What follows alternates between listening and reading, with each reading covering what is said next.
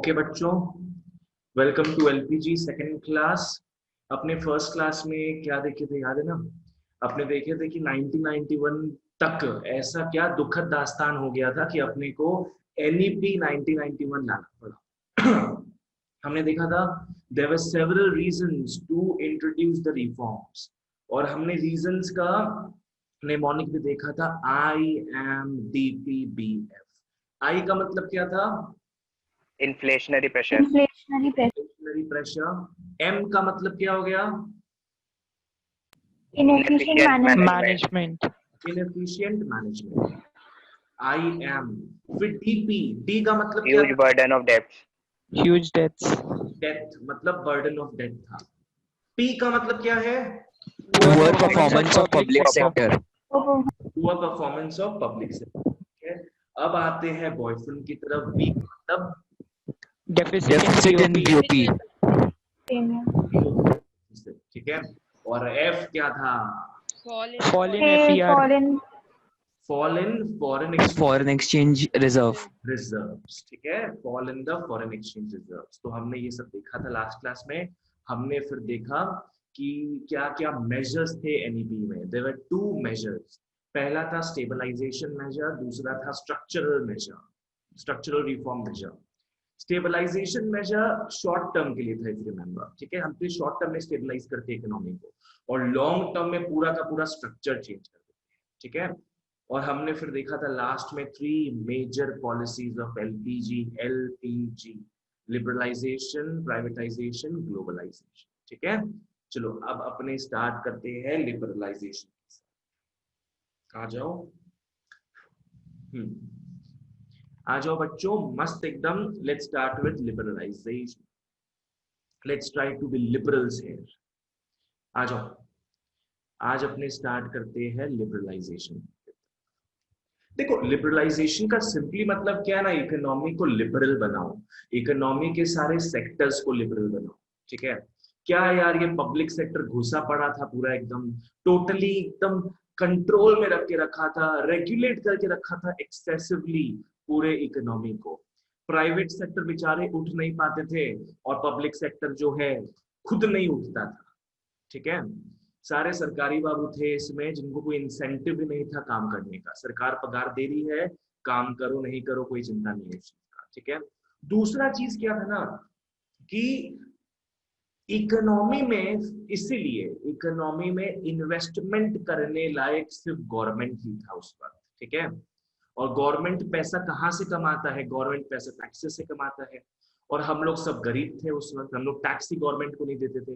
अरे अभी भी हम लोग कोई टैक्स देते नहीं गवर्नमेंट को। ठीक है, तो पहले का तो बात ही समझ लो क्या होगा। कोई टैक्स देता नहीं था गवर्नमेंट को, बहुत कम लोग देते थे।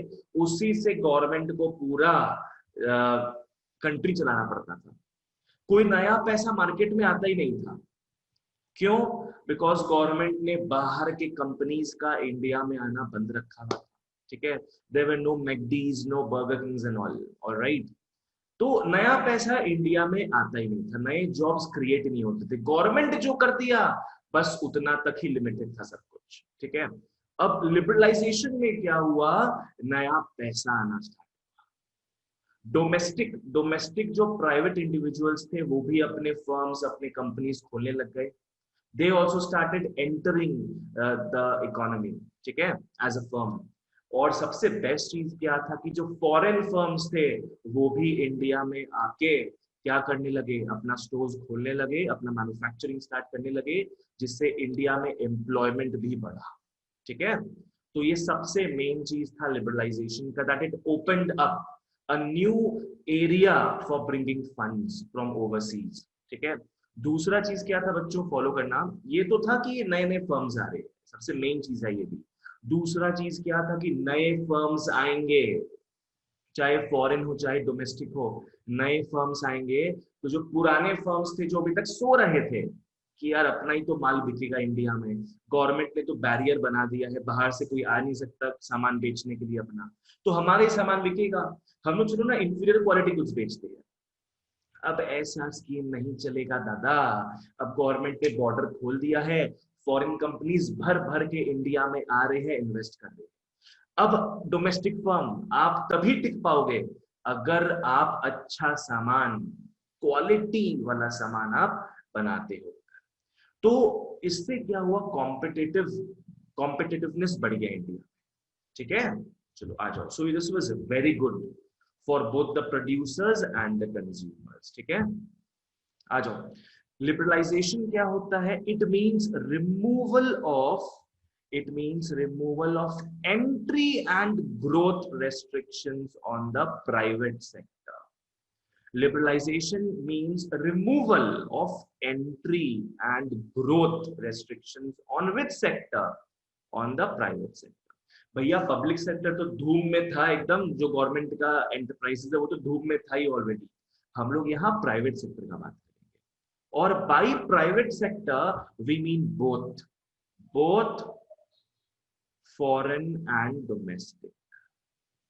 ठीक है, प्राइवेट सेक्टर से हमारा क्या मतलब है? दोनों ही किस्म के प्राइवेट फर्म्स, चाहे फॉरेन के HSBC बैंक को पकड़ लो, चाहे इंडिया का ICICI बैंक हो। ठीक है, सबका अब एंट्री स्टार्ट हुआ इसमें, और एंट्री क्या, ग्रोथ भी होना स्टार्ट। ठीक है, बिकॉज सारे रेस्ट्रिक्शंस हट गए। ऑलराइट, फॉलो करना ढंग से इस चीज को, क्योंकि नए नए फर्म्स आने एंटर हुए, तो इससे क्या हुआ, नए नए फर्म्स क्या करने लगे, इन्वेस्ट करने लगे इंडिया में, और they started expanding as well. ठीक है, इससे क्या हुआ, हमारा जो इकोनॉमिक पोटेंशियल है हमारे कंट्री का, वो बढ़ते गया। ठीक है, जहां सब लोगों का कम कमाई हो रहा था, वहां सब लोगों का अब ज्यादा कमाई होने लगी। जहां एम्प्लॉयमेंट लेवल बहुत ही कम था, वहां एम्प्लॉयमेंट बढ़ते गया। ठीक है, just because new private firm started entering, that is what, they started investing in India and expanding in India. ठीक है, चलो बहुत बढ़िया। नेक्स्ट आ जाओ ग्रोथ में। अब इतने सारे फर्म्स आ गए हैं, everybody wants a nice chunk of that big fat cake. ठीक है, तो सब लोग आपस में क्या करेंगे, कंपीट करेंगे। मैं तुझसे बेटर हूं, तू मुझसे बेटर नहीं है, मैं तुझसे बेटर हूं, ऐसे करके फाइटिंग चलता था। तो इससे क्या होगा, एक कंपेटिटिवनेस लेवल आएगा, जिससे जो क्वालिटी है, क्वालिटी ऑफ प्रोडक्ट्स है, और efficiency of production, quality of products and efficiency of production, ये दोनों ही बढ़ेगा। ठीक है, तो ग्रोथ से क्या हो रहा था बच्चों, ग्रोथ से क्या हो रहा था, मच मोर कंपटीशन आया इकोनॉमी में। ठीक है, जिससे कि एफिशिएंसी जो है बढ़ने लगा। क्या होने लगा बच्चों, क्वालिटी ऑफ प्रोडक्ट्स बेटर होने लगा, और एफिशिएंसी ऑफ प्रोडक्शन जो है वो भी बढ़ने लगा। What is efficiency of production? पहले क्या था, सरकारी बाबू लोग थे, 8 घंटा काम करना, उनको पकड़ लो 8 घंटा कोई मशीन चलाना है, अब आराम से 2-3 घंटा मशीन चला रहे हैं। अब क्या है, कंपटीशन मार्केट में बढ़ गया है, सारे कंपनीज एक दूसरे से ताबड़तोड़ compete कर रहे हैं। तो अब कंपनी वाला आपको निकाल देगा अगर आप 8 घंटे में से सिर्फ 2 ही घंटा काम करोगे, बाकी 6 घंटा सुस्ताओगे। तो क्या है, एफिशिएंसी ऑफ प्रोडक्शन भी बढ़ गया। ठीक है, सबको अपना जान जोखिम में नहीं डाल के आगे बढ़ने का ट्राई करना। ऑलराइट, तो liberalisation was really good. Okay, उससे क्या हुआ, एंट्री हुआ नए पैसों का, और ग्रोथ हुआ सारे फर्म्स का, जिससे प्रोड्यूसर्स भी हैप्पी और कंज्यूमर्स भी हैप्पी। ठीक है, आ जाओ। In other words, liberalisation means क्या, freeing the economic areas with the restrictive rules of the government। अगर लूजली बोला जाए तो लिबरलाइजेशन का मतलब क्या है, गवर्नमेंट जो भी अभी तक प्रॉब्लम क्रिएट किया है, जो भी एक्सेसिव रेगुलेशन किया है, government will have to let go of that. ठीक है, आ जाओ, ये चीज है। बच्चों यहां तक क्लियर है क्या है? हाँ भैया। हाँ भैया। हाँ भैया। Okay, So this is liberalization. Liberalization simply refers to what? It refers to the removal of what? Entry and growth restrictions. On whom? On the private sector. कैसे private sector? Foreign के भी और domestic. ठीक है? अब आ रहा है मेरा ब्रेन चाइल्ड। बच्चों बहुत टाइम लगा के ना ये सब बनाया जाता है, so kindly appreciate it what I am doing for you today. देखो अब अपने क्या है देखेंगे, लिबरलाइजेशन में बहुत सारे रिफॉर्म्स, ठीक है।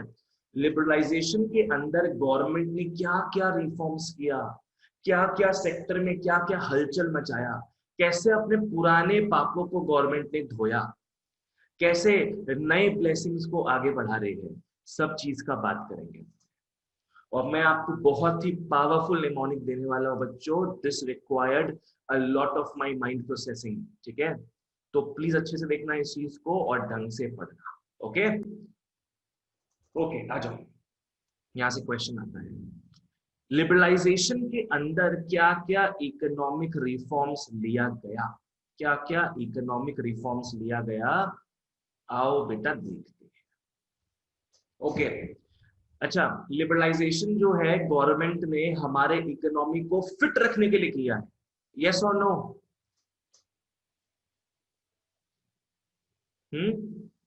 गवर्नमेंट ने लिबरलाइजेशन को हमारे इकोनॉमी को फिट बनाने के लिए किया, यस और नो? Yes Yes. यस भैया। है ना। गवर्नमेंट ने जो रिफॉर्म्स लाया है अभी किस लिए लेके आए गवर्नमेंट ने, ताकि हमारा इकोनॉमी जो है फैक्ट से फिट बने, ठीक है। तो अब फिट से निमोनिक मिलेगा अपने को एक, आ जाओ let's look at this mnemonic. Okay चलिए आते हैं निमोनिक की तरफ। लिबरलाइजेशन का निमोनिक देखो, F F I T T, ठीक है। अगर लिबरलाइजेशन का अगर अपने को इकोनॉमिक रिफॉर्म्स के बारे में क्वेश्चन आता है, याद रखो निमोनिक आप लोगों के लिए फिट, और बहुत ज्यादा एम्फेसिस दिया हुआ है इसमें, एफ एफ आई टी, ठीक है। पहले एफ का मतलब क्या हो गया, फाइनेंशियल सेक्टर। फाइनेंशियल सेक्टर क्या हो गया, जो लेंडिंग और बोरोइंग का काम करते, लाइक बैंक्स हो गया, ठीक है, ये सब फाइनेंशियल सेक्टर के अंदर आता है। नेक्स्ट एफ का मतलब क्या है, फॉरेन एक्सचेंज सेक्टर, ठीक है। आई में आ जाओ, आई का मतलब हो गया इंडस्ट्रियल सेक्टर, इंडस्ट्रियल सेक्टर, ठीक है। अब टी कहां लिखूं, टी का पहले टी का मतलब है टैक्स रिफॉर्म्स, और लास्ट वाले टी का मतलब है ट्रेड सेक्टर रिफॉर्म्स। मतलब सब रिफॉर्म्स ही है सब। एफ का मतलब क्या है, फाइनेंशियल सेक्टर रिफॉर्म्स। ये एफ का मतलब क्या हो गया, फॉरेन एक्सचेंज सेक्टर रिफॉर्म्स, ठीक है। आई का मतलब है इंडस्ट्रियल सेक्टर रिफॉर्म्स, टी का मतलब है टैक्स में रिफॉर्म्स, और नेक्स्ट टी का मतलब है ट्रेड सेक्टर में रिफॉर्म्स। आगे, ठीक है। So this is my blessing to you guys. आराम से याद करेंगे इसको अपने। फिट, रिमेंबर लिबरलाइजेशन के अंदर क्या हुआ, फिट माहौल हुआ, ठीक है। एफ का मतलब क्या है, फाइनेंशियल सेक्टर में रिफॉर्म्स आया। नेक्स्ट एफ का मतलब है फॉरेन एक्सचेंज जो होता है ना, डोमेस्टिक करेंसी से फॉरेन करेंसी का जो लेन देन होता है, फॉरेन एक्सचेंज में रिफॉर्म्स आया था। याद है ना, बैलेंस ऑफ पेमेंट्स क्राइसिस था कुछ, तो उसको ठीक करने के लिए आए थे, ठीक है। आई क्या है, इंडस्ट्रियल सेक्टर रिफॉर्म्स। याद है ना इंडस्ट्रियल सेक्टर में क्या क्या प्रॉब्लम हुआ था, एक लाइसेंसिंग बोल के था, आपने सेकंड चैप्टर में पढ़े थे, है ना, वो सब देखेंगे इसमें। टी में आ जाओ, टैक्स रिफॉर्म्स। यार गवर्नमेंट को कोई पैसा ही नहीं देता था टैक्स के हिसाब से, everybody used to evade the taxes and all, तो गवर्नमेंट के कॉफर्स, गवर्नमेंट का ट्रेजरी फिल ही नहीं होता था, तो गवर्नमेंट कैसे खर्चा कर पाएगा, कर्ज में डूबता जाता था, ठीक है। तो अब टैक्स रिफॉर्म्स लाया गया 1991 में एनईपी के तहत। लास्ट है ट्रेड सेक्टर रिफॉर्म्स। हमने ट्रेड सेक्टर में देखा हुआ है, कोटाज थे, टैरिफ्स था, ये सब से क्या प्रॉब्लम हो रहा था कि अपना जो डोमेस्टिक कंपनीज है, they thought that they were protected forever. मैं सब स्टैंडर्ड सामान बेचूंगा अपने डोमेस्टिक लोगों को, मैं उल्लू बनाऊंगा और सब उल्लू बन जाएंगे। गवर्नमेंट बोला हटाओ इस चीज को, ट्रेड सेक्टर रिफॉर्म्स करेंगे हम लोग, कोटाज वोटा सब बंद, टैरिफ सब बंद। अब बाहर का सामान फ्लड होगा इंडिया में। बेटा अगर तुम घटिया सामान बेचोगे तो निकल जाओगे यहाँ से, ठीक है। तो ये अपना 5 हो गया है, क्या बोलते हैं, रिफॉर्म्स, 5 रिफॉर्म्स। ये चूज क्यों नहीं हो रहा? 5 reforms in the liberalisation policy. अब एक और चीज देखो, सिर्फ 5 रिफॉर्म नहीं है यहाँ पे, इसके अंदर भी बहुत सारा रिफॉर्म्स है। फाइनेंशियल सेक्टर में 4 रिफॉर्म हुआ था। नेक्स्ट ऑल्टरनेट में जाओ, आई क्या है, इंडस्ट्रियल सेक्टर में भी 4 रिफॉर्म्स हुआ था। नेक्स्ट ऑल्टरनेट में जाओ, T stands for trade sector, इसमें भी 4 रिफॉर्म। तो अपने ऐसे याद रखेंगे इसको, ठीक है। पहले तो फिट याद रखना है, फिर याद रखना है फर्स्ट, थर्ड और फिफ्थ जो है, ऑल्टरनेट करते करते 4 रिफॉर्म्स है, ठीक है। नेक्स्ट वाले में आ जाओ, इसमें 2 रिफॉर्म था, इसमें 3 रिफॉर्म, ठीक है। अब इतने सारे रिफॉर्म्स को हमें पढ़ना है। मैंने इसको इजी बनाने के लिए आपके लिए माथा लगा के ये चीज ढूंढा, ठीक है। ओके, सो फिट 42434 आ जाओ। सबसे पहले अपने देखते हैं कि फाइनेंशियल सेक्टर में 4 रिफॉर्म्स क्या हुए थे। Let's have a look at it. आ जाओ फाइनेंशियल सेक्टर, आ जाओ फाइनेंशियल सेक्टर में क्या क्या हुआ था देखते हैं। पहला बात है, फाइनेंशियल सेक्टर होता क्या है? Financial sector is that sector जो लेन देन के काम को आगे बढ़ाता है। अब लेन देन पैसे का हो सकता है, बैंकिंग सेक्टर आ जाएगा। लेन देन फॉरेन करेंसी का हो सकता है, फॉरेन एक्सचेंज सेक्टर आ जाएगा। लेन देन तो शेयर्स का भी हो सकता है, तो स्टॉक एक्सचेंज जो होता है ना, पीएससी एनएससी, ये सब, वो सब भी आ जाएगा इसमें। तो जहां लेन देन हो पैसों का, जो अल्टीमेटली पैसे में कन्वर्ट हो सके, ऐसे चीजों का लेन देन जो होता है, उसको बोलते हैं अपने फाइनेंशियल सेक्टर, ठीक है। और उस समय क्या था बच्चों, RBI, reserve bank of India को पूरा अथॉरिटी दिया हुआ था, क्या चीज का, कि इसको रेगुलेट करो अच्छे से, पूरा एक्सेस रेगुलेशन डालो इसमें, कोई भी हमारे चंगुल से बाहर ना जा पाए। It was a very slow process and India में इसी कारण भी बोल सकते हैं अपने ग्रोथ नहीं हो रहा था। अपने देखेंगे इस चीज को भी, ठीक है। चलो आ जाओ फाइनेंशियल सेक्टर रिफॉर्म्स में। फाइनेंशियल सेक्टर क्या होता है? It refers to that part of the economy concerned with lending and borrowing activities. Lending and borrowing activities. क्या क्या आता है इसमें? कमर्शियल बैंक्स आता है, इन्वेस्टमेंट बैंक्स आता है, स्टॉक एक्सचेंजेस आता है और फॉरेन एक्सचेंजेस आता है, ठीक है। जो भी लेन देन में इन्वॉल्व है, ये सारे मार्केट्स आते हैं फाइनेंशियल सेक्टर, ठीक है। अब आरबीआई का बात करते हैं थोड़ा। RBI used to control the financial sector in India. Used to नहीं, अभी भी कंट्रोल करता ही है, पर पहले तो भयंकर कंट्रोल था। भयंकर क्या, भयंकर पूरा एकदम कंट्रोल था, ठीक है।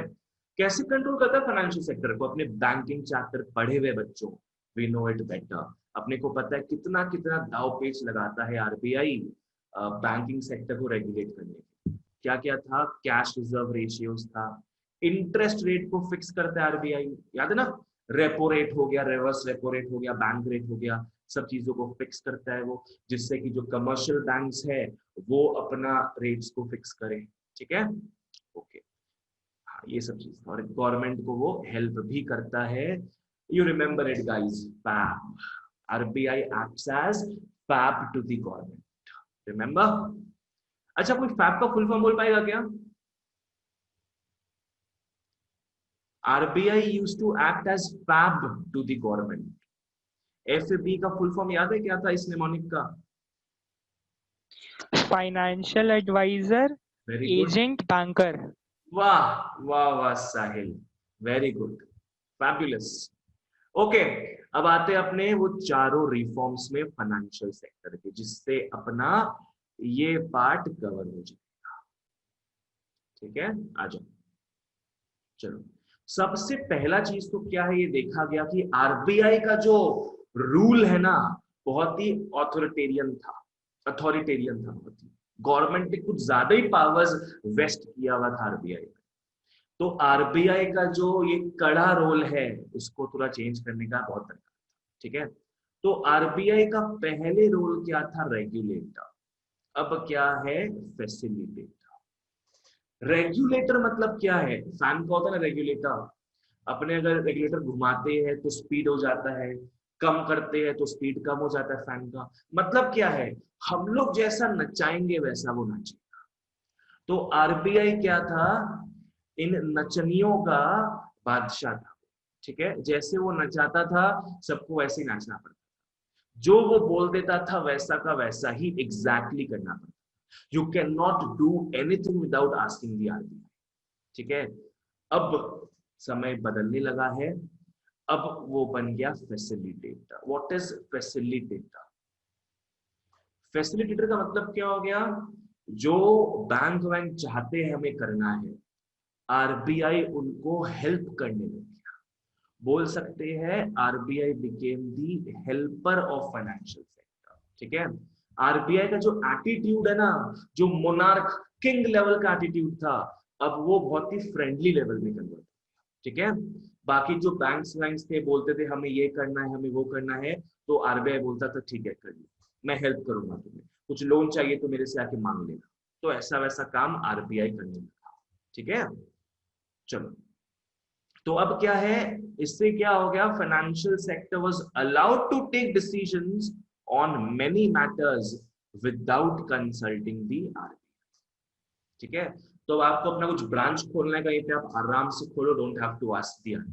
ठीक है, तो ऐसा काफी सारा चीज चेंज हुआ because of the change of role of RBI from regulator to facilitator. ठीक है, आ जाओ। ओके, यहाँ मैंने दो क्वेश्चन दिया बच्चों आप लोगों के लिए। पहला क्वेश्चन क्या है, how was RBI controlling the commercial banks? Simple है, आरबीआई क्या था, रेगुलेटर था पहले, तो रेगुलेटर था, फिर क्या बन गया, फैसिलिटेटर। ये कब हुआ, 1991 में ये चेंजेस आया। ठीक है, बहुत हद तक बहुत सारे रूल्स एंड रेगुलेशंस के साथ आरबीआई एकदम अथॉरिटेटिव मोड में चला हुआ था इन the financial sector. Things changed after 1991, तो आप आराम से लिख सकते हो उसको। ठीक है, नेक्स्ट आ जाओ। Why did RBI have to change its role from controller to facilitator of financial sector? क्यों आरबीआई को अपना रोल चेंज करना पड़ा? सिंपल सा है, आपने देख भी चुके इस चीज को। देखो क्या है, greater autonomy was granted to the financial sector. Greater autonomy was granted to the financial sector in taking decisions. ठीक है, what is greater autonomy? किसी को पता है ऑटोनॉमी क्या होता है? पावर। Power, good. ऑटोनॉमी क्या हो गया बच्चों, पावर। लाइक पकड़ लो, मेरा जो पुराना स्कूल था हरियाणा विद्या मंदिर, सीबीएसई एफिलिएटेड है। ठीक है, मतलब वो सीबीएसई के अंडर है। सीबीएसई जो बोलेगा स्कूल को वैसा ही करना पड़ेगा। ठीक है, अगर हमारा स्कूल जो है हरियाणा विद्या मंदिर, वो बोलता है कि यार हम अपना खुद का बोर्ड बनाएंगे, हरियाणा विद्या मंदिर बोर्ड बनाएंगे, हमारा खुद का बुक्स रहेगा, ऐसा वैसा करेगा, इसका मतलब क्या है, वो सीबीएसई से बाहर आ गया, उसको ऑटोनॉमी मिल गया है, इट हैज बिकम ऑटोनमस। ठीक है, तो वही क्या हुआ, आरबीआई अब ग्रेटर ऑटोनॉमी दे दिया फाइनेंशियल सेक्टर को कि आप लोग अपना डिसीजंस खुद लो, अगर आपको हेल्प चाहिए मेरा तो मैं आपको हेल्प करूं। ठीक है, पर इसका मतलब बच्चों ये मत समझना कि टोटली फ्री है पूरा बैंकिंग सेक्टर, पूरा स्टॉक एक्सचेंज सेक्टर, नहीं, पूरी तरीके से फ्री नहीं है। There were obviously certain rules and regulations, certain basic rules and regulations set by the RBI for the greater good of the entire country. ठीक है, पर जितना पहले रेगुलेशन था उसका 90-95% कम हो गया था सब चीज। ऑलराइट, आ जाओ। The main objective behind the financial reforms was to encourage private sector participation. ठीक है, अपने को पता है ये चीज। To encourage private sector participation, इसको अपने क्या बोलेंगे, एंट्री बोलेंगे। इंक्रीज कंपटीशन, इसको अपने क्या बोलेंगे, ग्रोथ। ठीक है, ये चीज है। And allowing the market forces to operate in the financial sector, मतलब जिसको जैसे काम करना है आराम से। ठीक है, पहले अगर आपको ब्रांच भी खोलना था अपने बैंक का तो आपको प्रायर अप्रूवल लेना पड़ता था आरबीआई से। अब कोई चिंता नहीं है, if you have the funds, if your bank has the funds, you can easily open a branch anywhere. ठीक है, क्लियर है यहाँ तक? तो सबसे पहला चीज क्या है बच्चों, change in the role of RBI. बहुत इंपॉर्टेंट चीज है, बिकॉज आरबीआई बहुत ही ज्यादा टेंशन दिया हुआ था पूरे फॉर फाइनेंशियल सेक्टर। ठीक है, नेक्स्ट आ जाओ, establishment of private banks. Till now, till 1991 only the public banks flourished. कितना सारा पब्लिक बैंक्स था पता है उस वक्त, सारे लॉस मेकिंग, मेनली सारे लॉस मेकिंग। अभी इन लास्ट 2-3 साल में क्या हुआ है, छोटे छोटे पब्लिक सेक्टर बैंक्स है जिनका इंडिया वाइड भी प्रेजेंस नहीं है, उनको अमालगमेट, उनका मर्जर हुआ। से फॉर एग्जांपल विजया बैंक, देना बैंक, बैंक ऑफ बड़ौदा, ये तीनों बैंक्स क्या है, वही पब्लिक सेक्टर बैंक्स है। ये सब सब लॉस मेकिंग है एकदम। तो इन तीनों ही को मर्ज करके बैंक ऑफ बड़ौदा बनाया। समझ में आई ये चीज? तो ऐसे कई कई छोटे मोटे बैंक्स थे 1991 के पहले, पब्लिक सेक्टर बैंक्स, जो जो क्या कर रहे थे, प्रॉफिट तो कमा नहीं रहे थे, गवर्नमेंट का जो धन है उसको ड्रेन कर रहे थे, गवर्नमेंट को के धन को ड्रेन कर रहे थे। यही चीज था। अब क्या हुआ, प्राइवेट बैंक्स आना स्टार्ट किया। ठीक है, आईसीआईसीआई बैंक आया, एचएसबीसी बैंक आया, वही डोमेस्टिक एंड फॉरेन बैंक्स सब आने लग गए, मार काट कंपटीशन होने लग गया। यहाँ एसबीआई का ब्रांच है तो यहाँ आईसीआईसी बैंक अपना ब्रांच खोल दिया। तो अब एसबीआई वाले जो अभी तक पेट फुला के एकदम पीछे रेस्ट करते हुए काम कर रहे थे, अब उन लोग अलर्ट मोड में आ गए कि अपना जॉब चला जाएगा यार, we have to compete with ICIC bank. समझ में आया? तो अब क्या है, कंपटीशन भी बढ़ने लग गया। आ जाओ, एस्टैब्लिशमेंट ऑफ प्राइवेट बैंक्स। तो अब क्या है, एस्टैब्लिशमेंट हुआ प्राइवेट सेक्टर बैंक्स का, इंडियन और फॉरेन दोनों। ठीक है, Indian like ICIC bank, foreign like Hong Kong and Hong Kong Shanghai banking corporation. ठीक है, इससे क्या हुआ, कंपटीशन इंक्रीज। कंपटीशन इंक्रीज होगा तो सीधा सीधा फायदा किसको होगा, कस्टमर्स को। वो बोलेगा मेरे अकाउंट में, मेरे बैंक में जमा करिए, मैं 5% इंटरेस्ट दूंगा आपको। वो बोलेगा मेरे यहाँ पैसे जमा कराइए, मैं 6% इंटरेस्ट दूंगा आपको। अल्टीमेटली कंज्यूमर जो है कमा रहा है अच्छे से। ठीक है, so this is how it was. Next आ जाओ, raised the limit of foreign investment. Raised the limit of foreign investment. अब क्या है, फॉरेन इन्वेस्टमेंट जो है, first of all what is foreign investment? बोलो, कौन बोलेगा, व्हाट इज फॉरेन इन्वेस्टमेंट? बाहर से जो कंपनी इंडिया में इन्वेस्ट किया, यहाँ पे आके जो बिल्डिंग बनाया, वैसे ही। फॉरेन इन्वेस्टमेंट क्या होता है कि बाहर का कोई इंडिविजुअल, लाइक सपोज मैं फॉरेनर हूँ, ठीक है, मैं इंडिया में पैसा इन्वेस्ट कर रहा हूँ।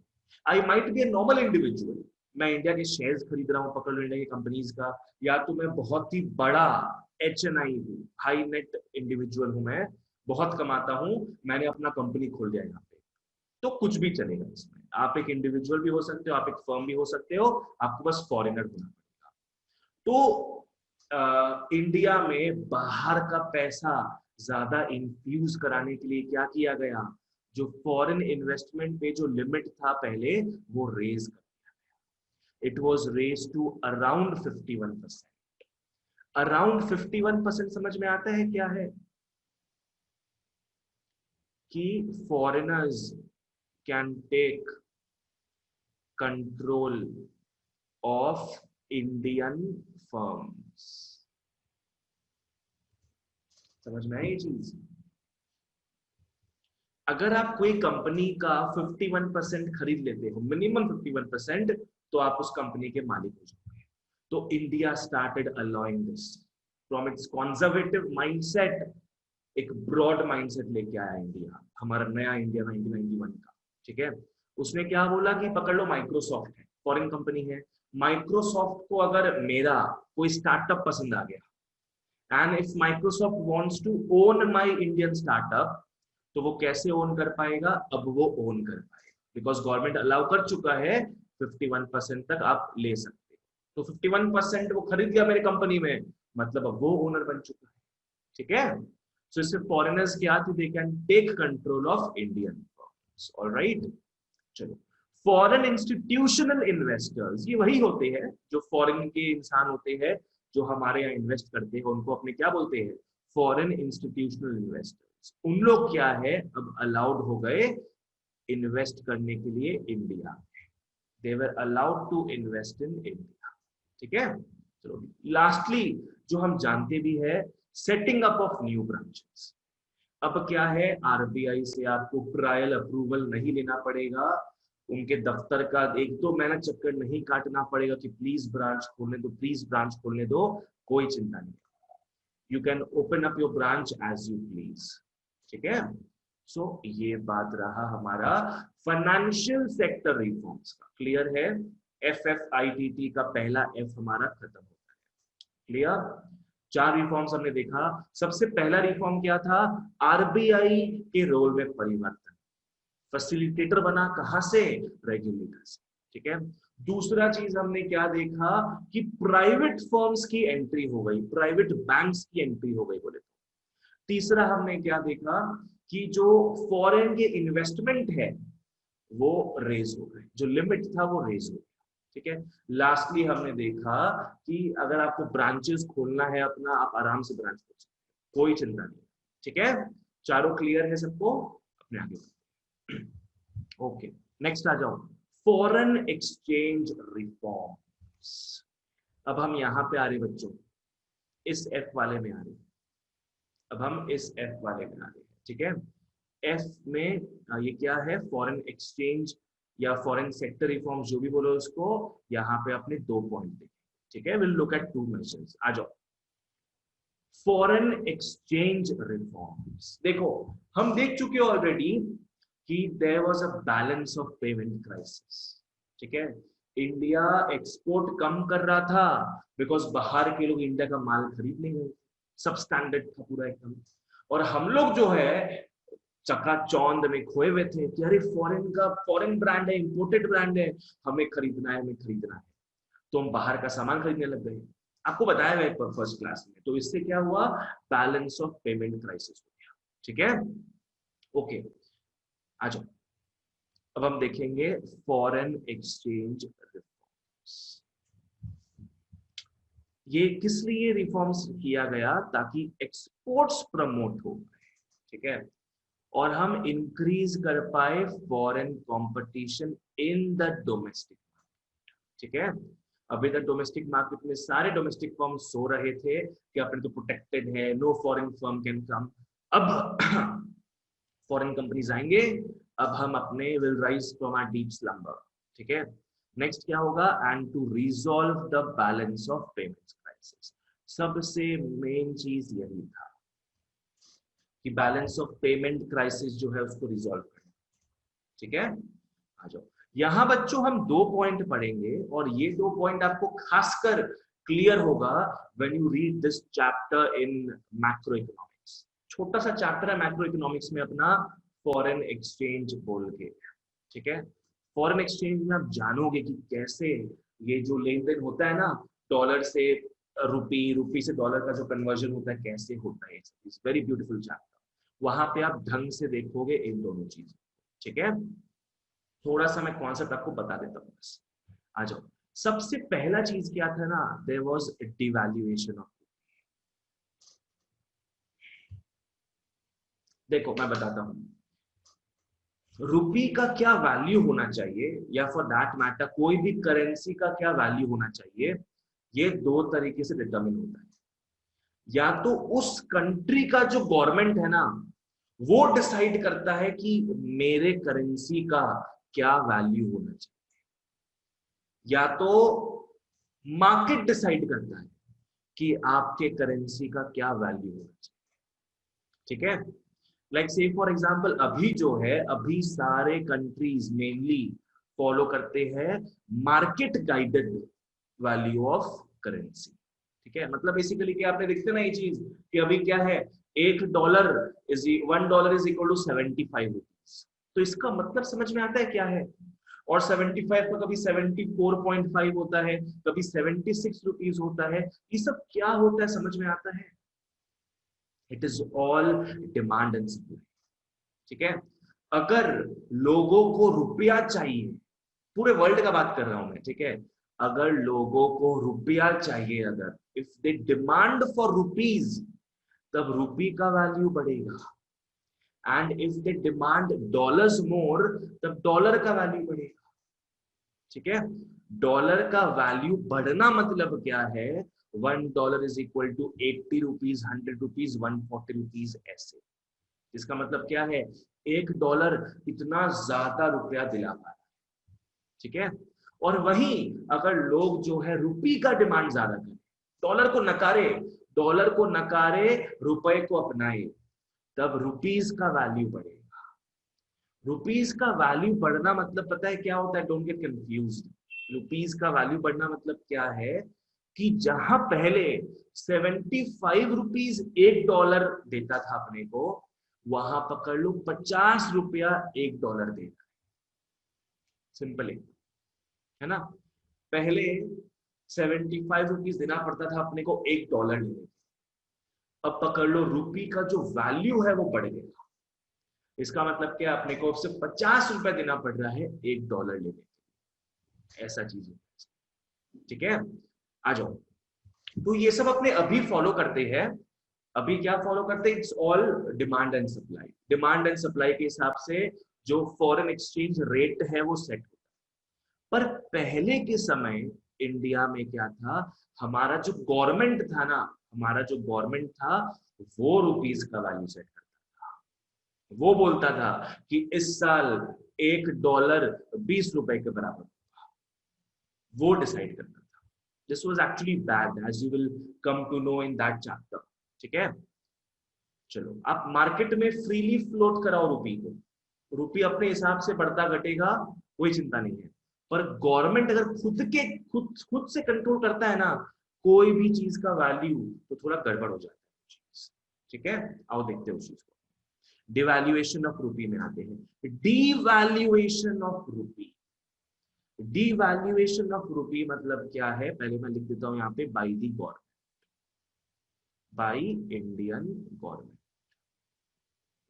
ढंग से समझने का ट्राई करना। डिवैल्यूएशन ऑफ रुपी का मतलब क्या है कि पकड़ लो 1991 में, ऐसे एग्जांपल दे रहा हूं मैं, बस सपोज कर रहा हूं, सपोज करो $1 अपने को 20 रुपीज दिलाता, तब का बात है ये, पकड़ लो $1 20 रुपीज दिलाता, ठीक है। तो अब क्या किया गया, गवर्नमेंट ने रुपी का जो औकात था, रुपी का जो वैल्यू था, उसको डिवैल्यूएट। डिवैल्यूएट मतलब क्या है कि गवर्नमेंट ने क्या कर दिया, $1 इज इक्वल टू पकड़ लो 28 rupees. This is called devaluation. This is called a devaluation of rupee. अपने को भले ही लग रहा है कि भैया 20 रुपए का 28 रुपया हुआ है तो बड़ा है रुपया, पर ये गलत चीज है ना। अपने पॉइंट ऑफ व्यू से सोचो, अपने पॉइंट ऑफ व्यू से सोचो ये चीज। आप अगर पकड़ लो यहां से यूएस जा रहे हो, जहां पहले आप 20 रुपया दे के $1 खरीदते थे, वहां अब आपको 28 रुपया दे के $1 खरीदना पड़ेगा। मतलब $200 rupees will bring you $10, but now you have to shell out 280 rupees to have the same $10. तो हमारे लिए तो गलत हुआ ना ये चीज, हमारे लिए गलत हुआ ये, हम फंस गए इसमें, ठीक है। This is called devaluation. Clear है सबको बच्चों, क्लियर है व्हाट इज डिवैल्यूएशन? हाँ भैया। मतलब गवर्नमेंट का जब मन करे कोई भी प्राइस लगा सकता है डॉलर का। बताते हैं साहिल। बाकी सबको क्लियर है ये चीज नहीं हाँ है? भैया। हाँ भैया।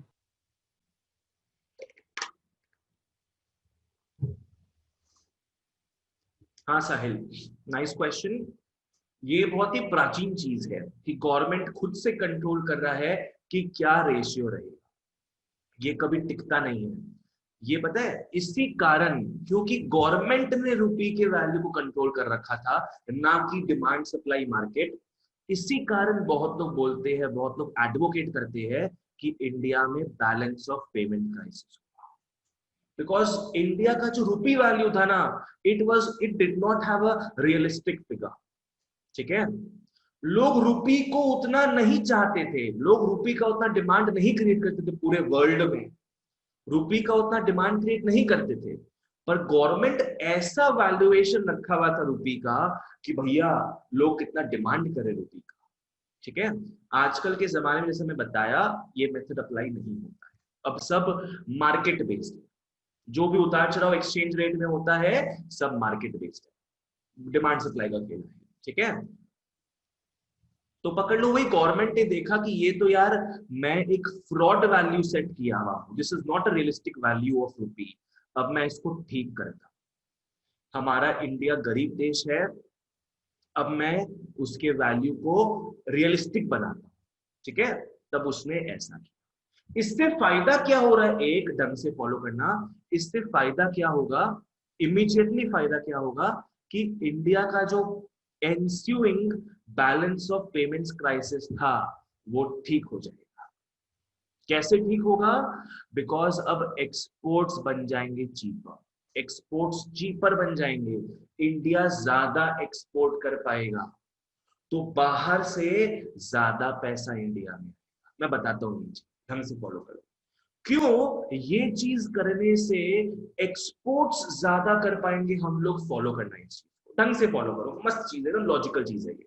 खुद देखो, कोई फॉरेनर है, वो इंडिया से शॉपिंग कर रहा है, तो हम यहाँ से एक्सपोर्ट करेंगे ना। तो कोई फॉरेनर, ढंग से फॉलो करना, $1 खर्चा किया, $1 खर्चा किया, उसको बदले में कितने का सामान मिला, उसको बदले में 20 रुपए का सामान मिला।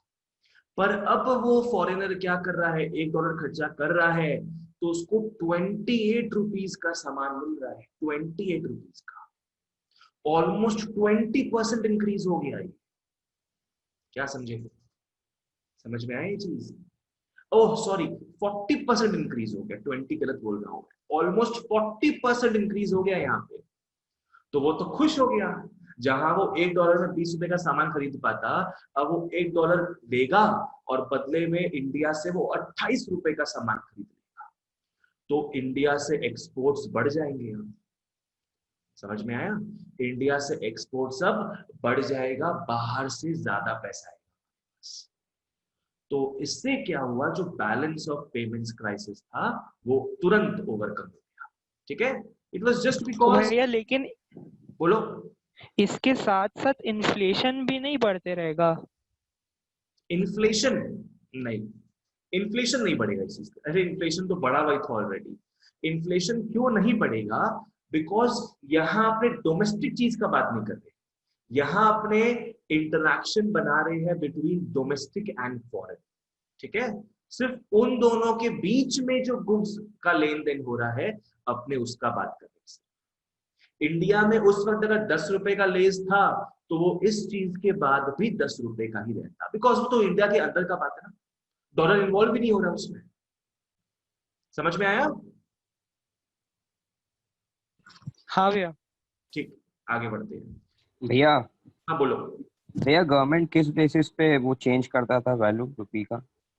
Nice question again.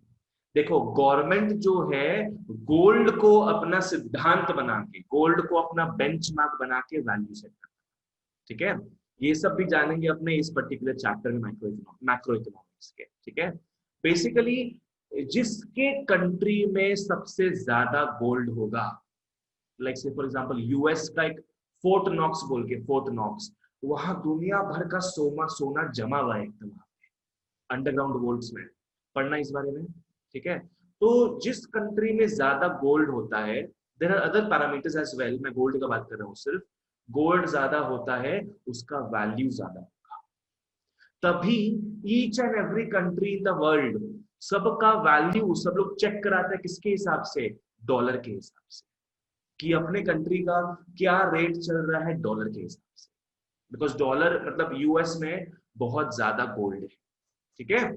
तो इस हिसाब से सेट होता है यहाँ पे वैल्यूज।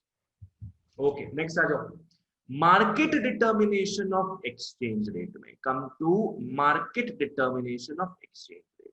ये वही चीज है जो मैं बताया आपको कि अभी तक क्या है, गवर्नमेंट जो है अपने हिसाब से रुपीस के वैल्यू को या तो डिवैल्यूएट करता था या तो रिवैल्यूएट करता था, ठीक है।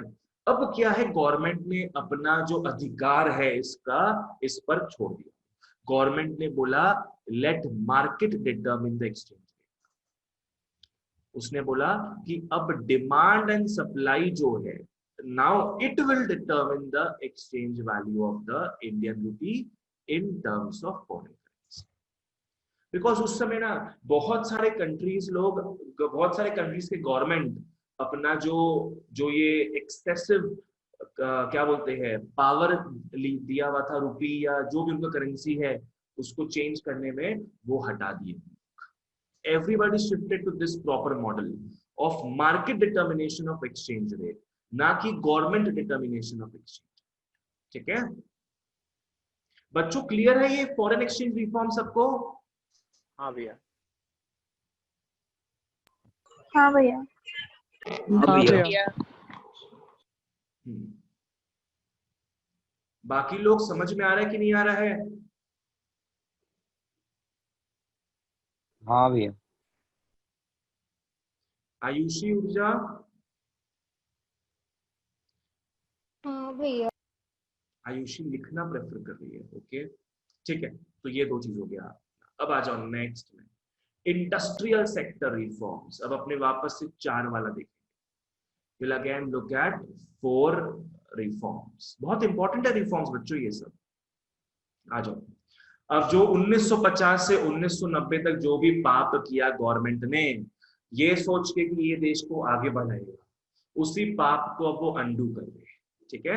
आ जाओ, हमें पता है गवर्नमेंट ने क्या किया था, इंट्रोड्यूस किया था एक इंडस्ट्रियल पॉलिसी। कब कब इंट्रोड्यूस हुआ था? 1991। ये तो अभी का है। सेकेंड चैप्टर में क्या पढ़े थे अपने, कब इंट्रोड्यूस हुआ था? 1956। 56। वेरी गुड कौशल।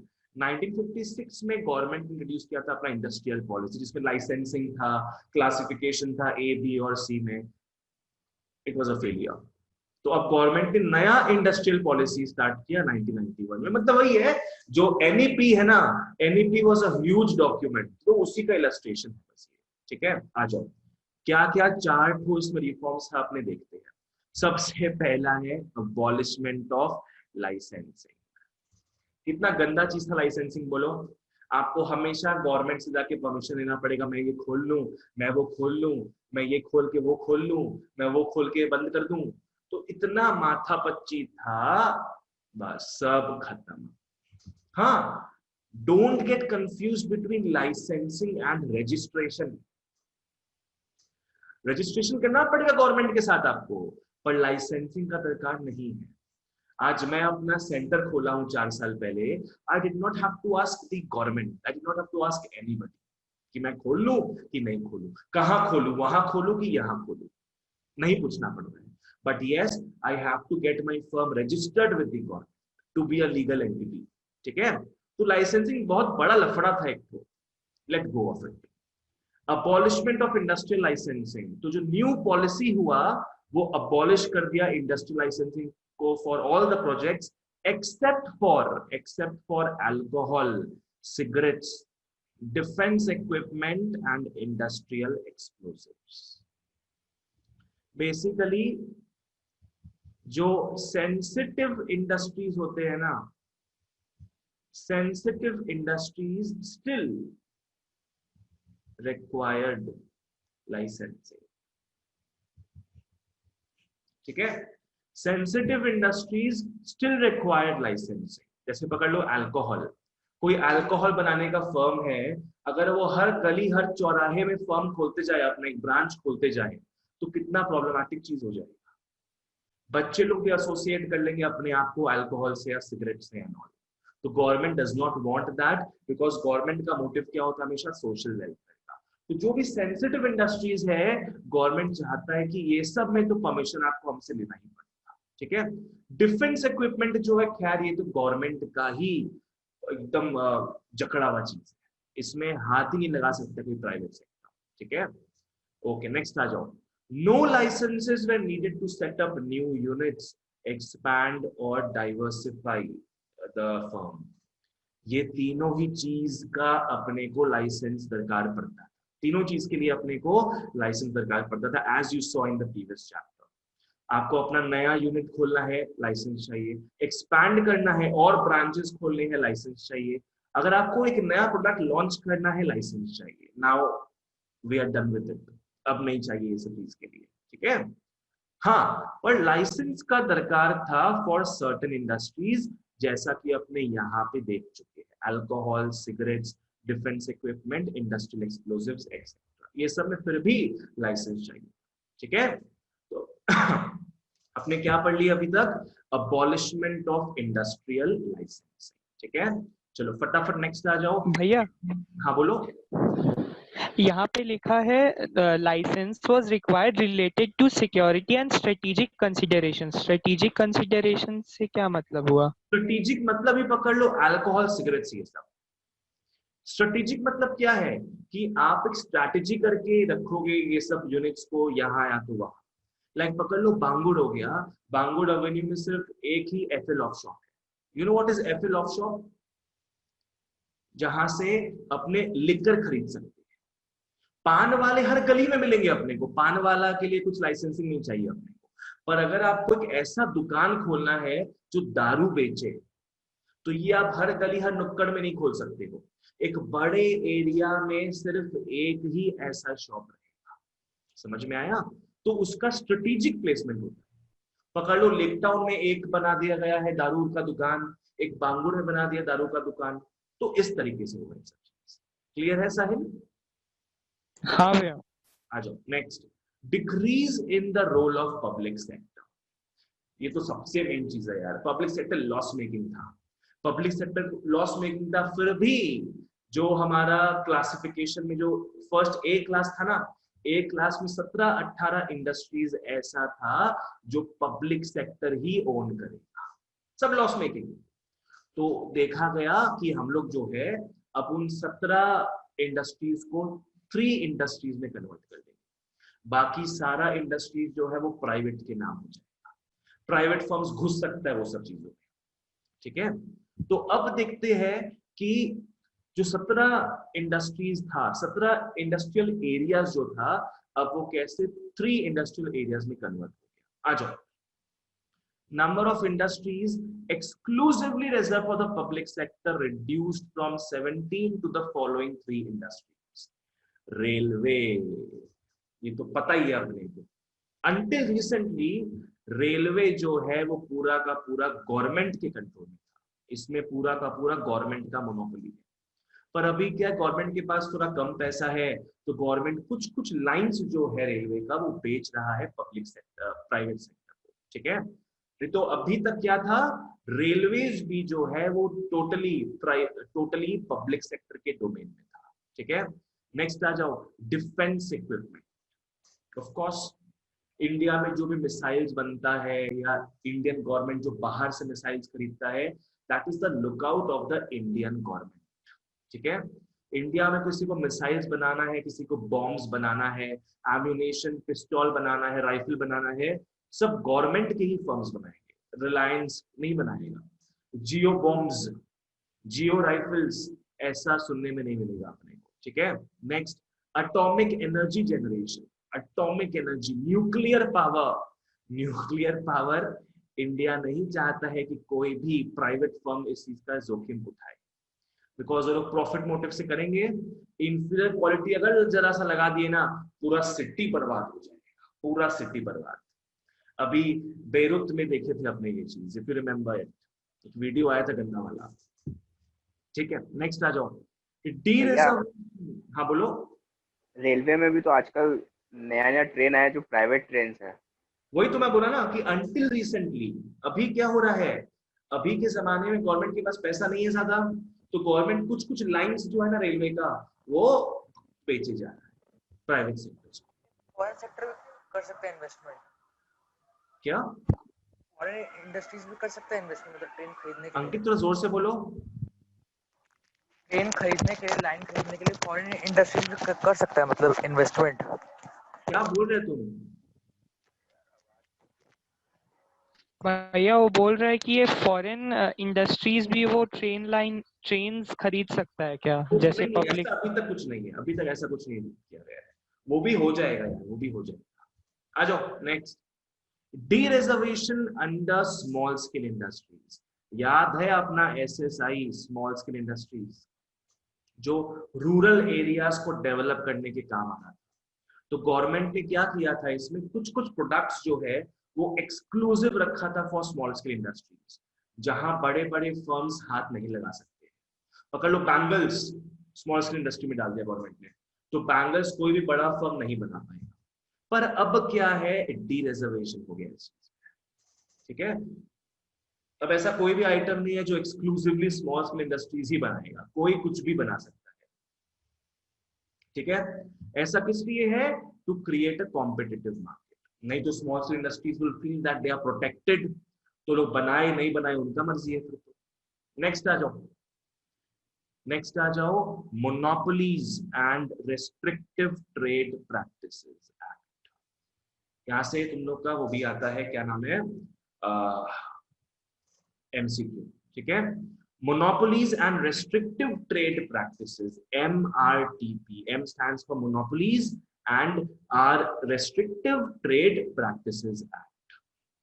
ये भी कुछ नहीं है, इसमें क्या है कि जो भी अपने को अप्रूवल लेना पड़ता था गवर्नमेंट से, ठीक है, गवर्नमेंट से अप्रूवल लेना पड़ता था सेटअप इंडस्ट्रीज एंड ऑल, वो सब एलिमिनेट हो गया।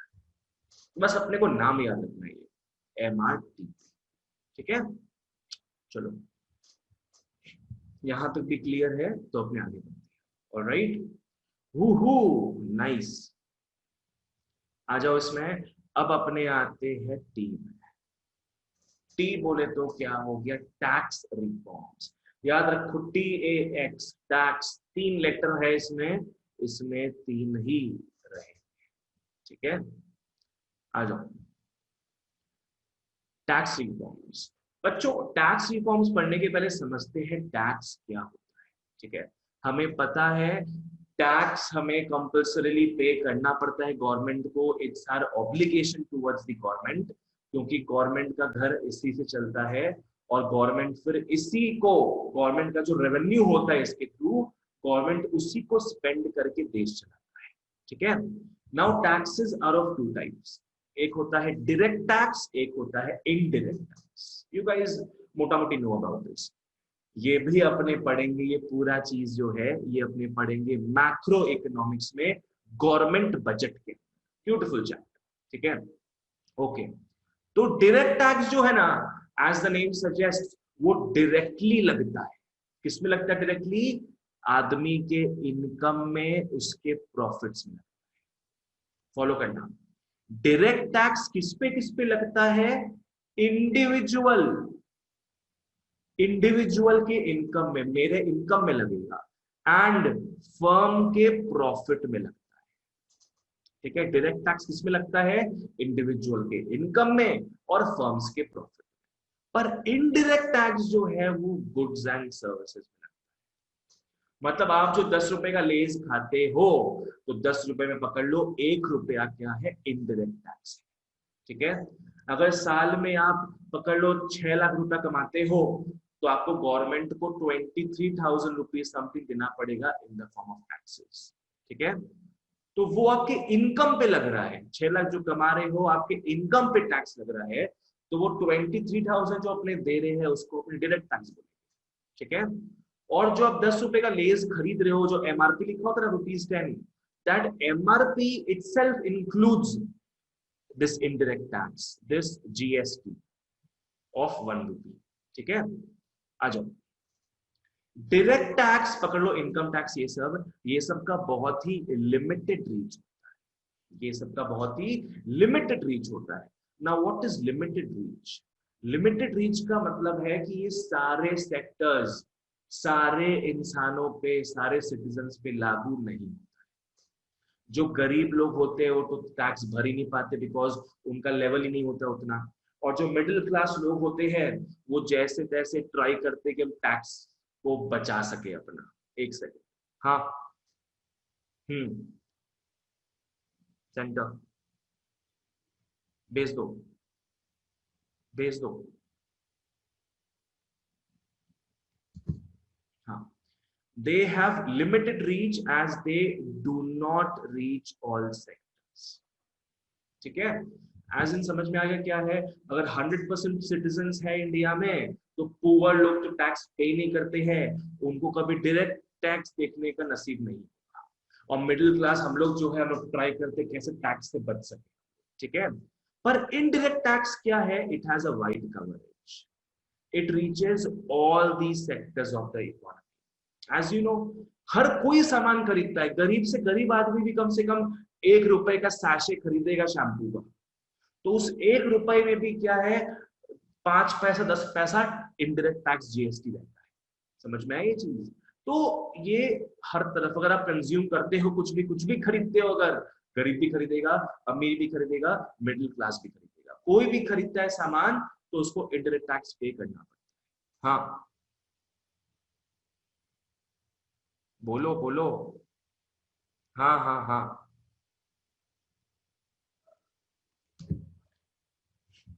एग्जाम्पल्स में आ जाओ, एक है इनकम टैक्स, एक है कॉर्पोरेट टैक्स। इनकम टैक्स लगता है इंडिविजुअल के इनकम में, कॉर्पोरेट टैक्स लगता है प्रॉफिट्स ऑफ कंपनीज में, ठीक है, ओके। इनडायरेक्ट टैक्स हो गया जीएसटी, ये तो पता ही अपने को, सारा जो इनडायरेक्ट टैक्सेस था सब कंज्यूम हो गया है एक जीएसटी में।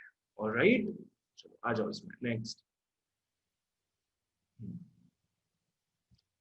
मेजर टैक्स रिफॉर्म्स में आते हैं, 3 रिफॉर्म पढ़ना है अपने को। सबसे पहला क्या है? रिडक्शन इन टैक्सेस, दूसरा रिफॉर्म्स इन इनडायरेक्ट टैक्सेस, तीसरा है सिंप्लीफिकेशन ऑफ प्रोसेस।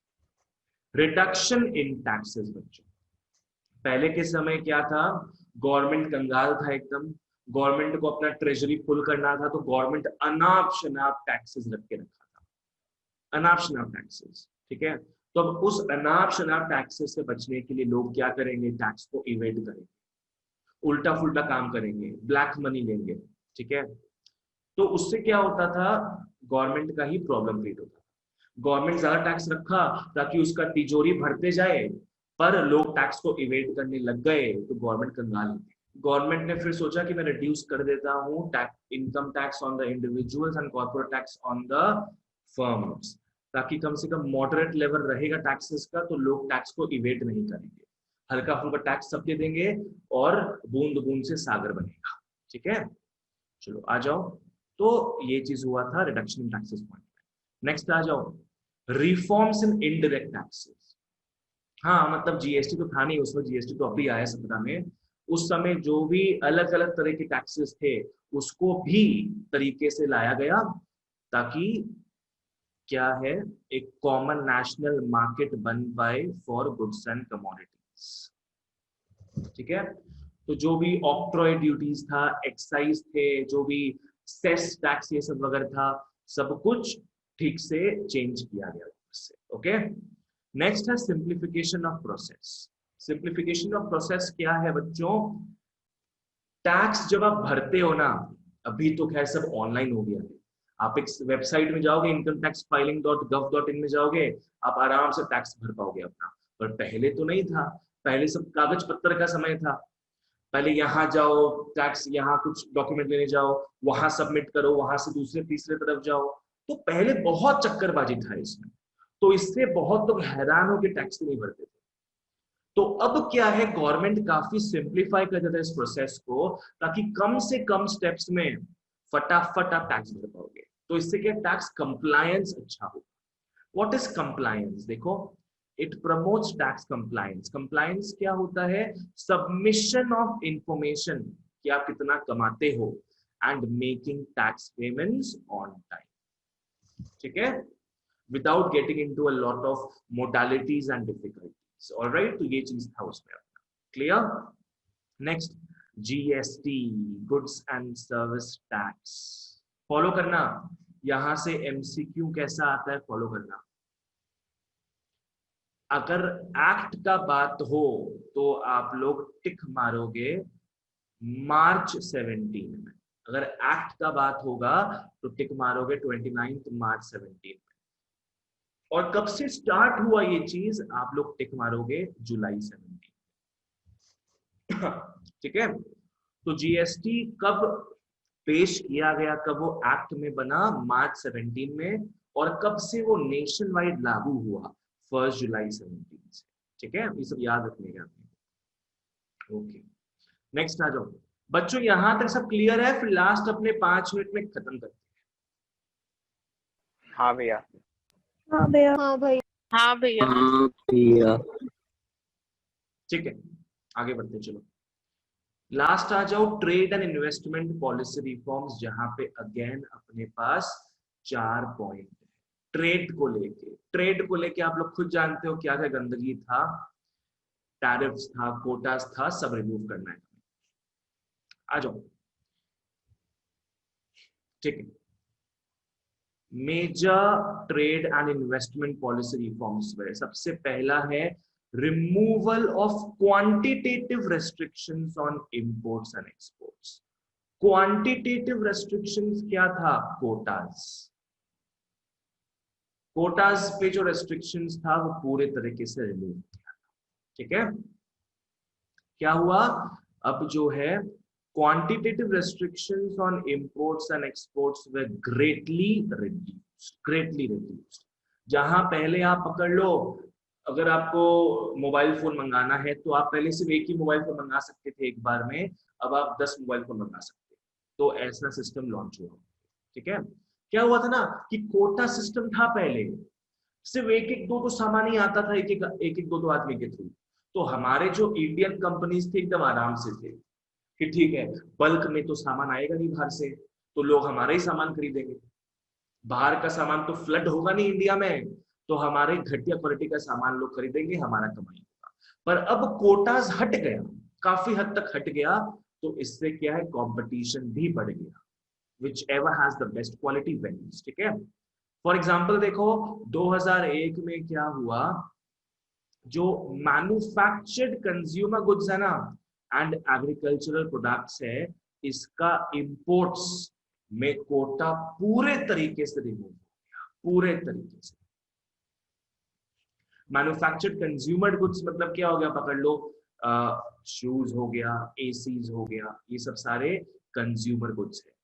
बाहर से जितना मंगाना है मंगा सकते हो। इंडियन अगर समझ नहीं आ रहा है आपको, बाहर से मंगाओ, तभी इंडियन फर्म्स को सबक मिलेगा, वो क्वालिटी अच्छा बनाएंगे। ठीक है, नेक्स्ट, ये 2 पॉइंट जो है, ये 2 पॉइंट साथ में बनते हैं। एक है एक्सपोर्ट ड्यूटीज का कंप्लीट रिमूवल, एक्सपोर्ट ड्यूटीज का कंप्लीट रिमूवल, एक है इंपोर्ट ड्यूटीज का रिडक्शन। एक्सपोर्ट ड्यूटीज क्या होता है, कोई बोल पाएगा मेरे को? What might be export duties? अपना सामान बाहर भेजने के लिए भी कुछ देना पड़ता था। Very good, very good, very good. Export duty क्या होता है बच्चों, कि आपको कुछ गवर्नमेंट को खिलाना पड़ेगा। ठीक है, अगर आप इंडिया से बाहर कुछ बेचना चाहते हो, पकड़ लो 100 रुपए का सामान बेचना चाहते हो, तो उसका 5% गवर्नमेंट को खिलाना पड़ेगा, 5 रुपए खिलाना पड़ेगा। So for every item worth 100 rupees that you sell outside, 5% government को खिलाओ।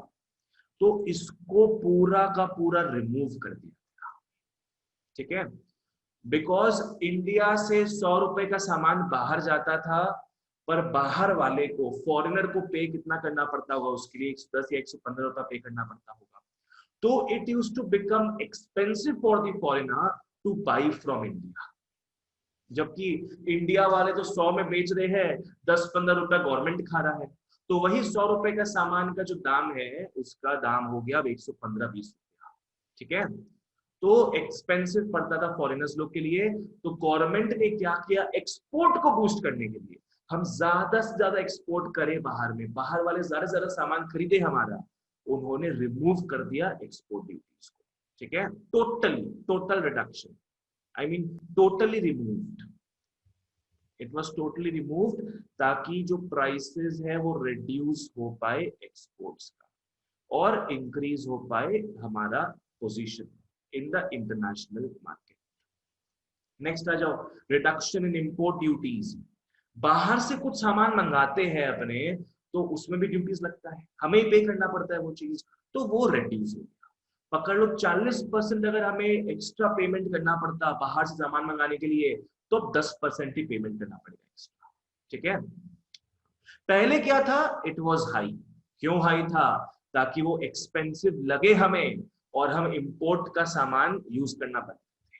ठीक है, अब क्या है, इंपोर्ट ड्यूटीज में रिड्यूस्ड, ताकि ज्यादा इंपोर्ट करें हम लोग, जिससे कि क्या होगा, कंपटीशन आएगा मार्केट में, जिससे कि हमारी जो डोमेस्टिक फर्म्स है वो टेंशन में रहे कि अगर हम लोग सामान अच्छा नहीं बना के बेचेंगे तो हमारे जो भारतवासी है वो बाहर का सामान खरीद लेंगे, बिकॉज गवर्नमेंट ने इंपोर्ट ड्यूटीज रिड्यूस कर दिया है। So we guys are now free to buy from anywhere. Next आता है, फिर खत्म अपना आज का class, abolishment of import licensing system. Abolishment क्या है, कुछ सामान अगर मंगाना हो ना आपको बाहर से, तो गवर्नमेंट का परमिशन लेना पड़ता है, उसके लिए गवर्नमेंट से आपको लाइसेंस बनवाना पड़ता है। ठीक है, this is specifically for chemicals and all, जो हजार्डस केमिकल्स होते हैं, अगर वो आप बाहर से मंगा रहे हो, पकड़ लो कोई फर्म है, पकड़ लो एशियन पेंट्स है, एशियन पेंट्स इंडिया में मैन्युफैक्चरिंग करता है। ठीक है, पकड़ लो एशियन पेंट्स को बाहर से कुछ हजार्डस केमिकल्स मंगाना है, फ्लैमेबल इनफ्लैमेबल केमिकल्स मंगवाना है, जो कि फटाफट जल सकते हैं, मतलब, तो दीज आर वेरी डेंजरस। ठीक है, तो गवर्नमेंट ये सब चीजों में क्या है, लाइसेंसिंग किया हुआ था कि लाइसेंस गवर्नमेंट से लेना पड़ेगा। अब क्या है, ये सबको हटा दिया गया।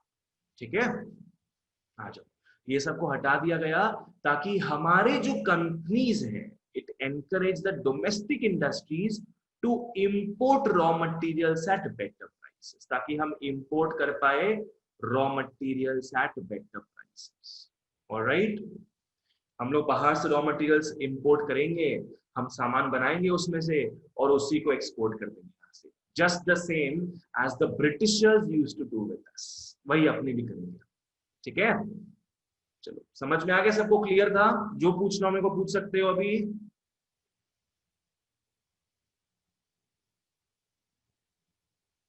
कुछ नहीं पूछना, क्लियर है बच्चों सबको? हाँ भैया। हाँ भैया। हाँ भैया। क्लियर है भैया। हाँ भैया। तो याद रखो 42434 और FFITT, ये पूरा अपने आराम से पूरा चीज पढ़ चुके हैं, अपना खत्म हो गया अब लिबरलाइजेशन। ठीक है, अब उम्मीद है 2 क्लास और लगेगा, ये पूरा चैप्टर खत्म हो जाएगा। ओके, चलो दैट्स ऑल फॉर टुडे बच्चों, थैंक यू।